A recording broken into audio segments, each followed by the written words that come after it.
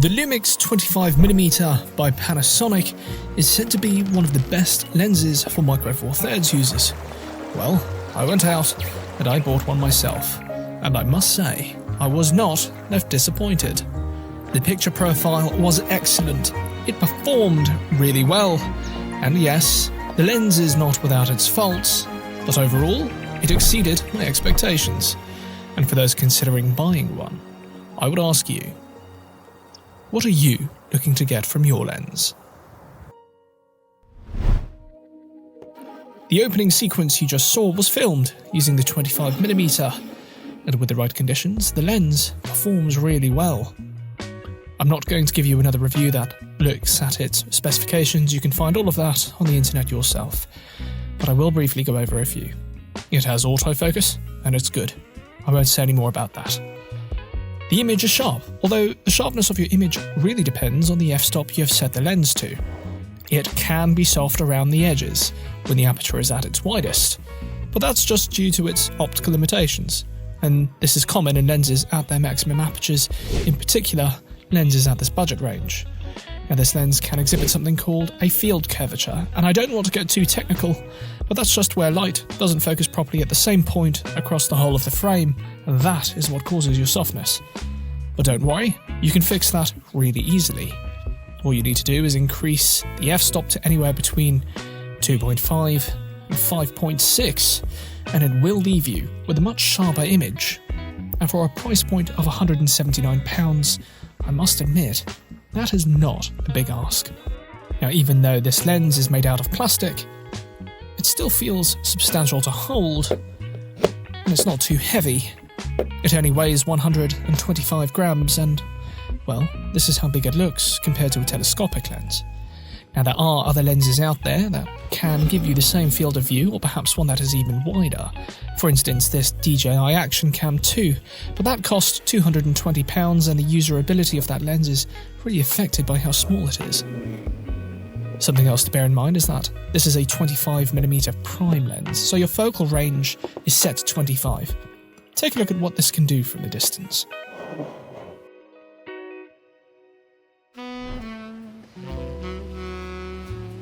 This lens is not without its faults. It can be quite soft, it is not a real cinema lens, and it doesn't have any inbuilt stabilization, which means you might notice camera shake, and that is something you will notice more as the focal length increases.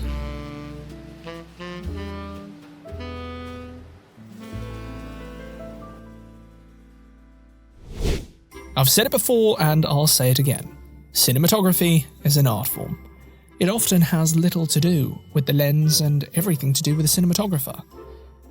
The amount of cinematic storytelling that has been achieved using an iPhone is ridiculous, like the film Blue Moon or The Sugar Man. Although in the case of The Sugar Man, it was only a few scenes that were shot using an iPhone, but I digress.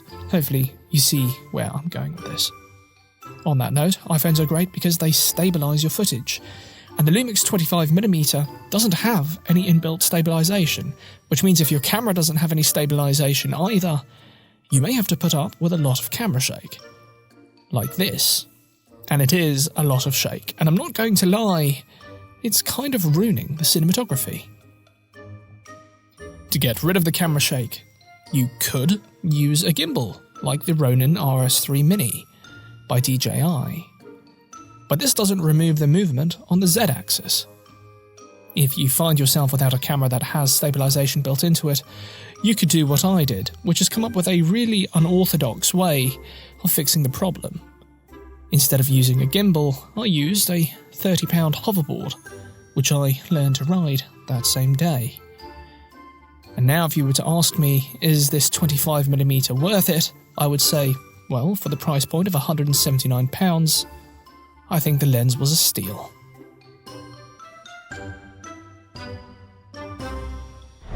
By the way, if you want me to do a video on my drone, let me know, and I'll make one for you. I'm a big fan of drones, they allow me to take beautiful shots that I would never be able to capture using an ordinary camera. Alternatively, if you want to see something else entirely, just mention it in the comment box below. Before I go, I hope you feel like you've enjoyed this, or maybe you've learned something, and if you have, please subscribe to my channel. It really helps motivate me to create more content, and right now my goal is to get to 1,000 subscribers and I am only on 40.